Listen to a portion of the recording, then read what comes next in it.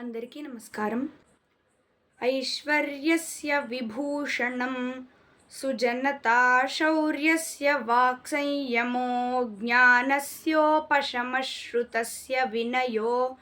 విత్తస్య పాత్రే వ్యయః అక్రోధస్తపసః క్షమా ప్రభవితుర్ధర్మస్య నిర్వ్యాజతా సర్వేషామపి సర్వకారణమిదం శీలం పరం భూషణం. ధీరుడనేవాడికి సంపదలుండి కూడా మంచివాడిగా ఉండగలగటం, శూరుడయ్యి తక్కువ మాట్లాడేవాడిగా అంటే అవసరం ఉన్నంత వరకు మాట్లాడి ఊరుకోగలగటం, జ్ఞానం ఎంతో జ్ఞానాన్ని అతడు సంపాదించినప్పటికీ కూడా ఇంద్రియాలను నిగ్రహంగా ఉంచుకోగలగటం అంటే ఇతర విషయాల పట్ల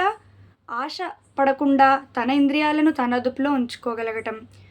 ఎంతో విద్య సంపాదించినప్పటికీ కూడా వినయ విధేయతలతో నడుచుకోగలగటం, ఎంత ధనాన్ని అతడు సంపాదించినా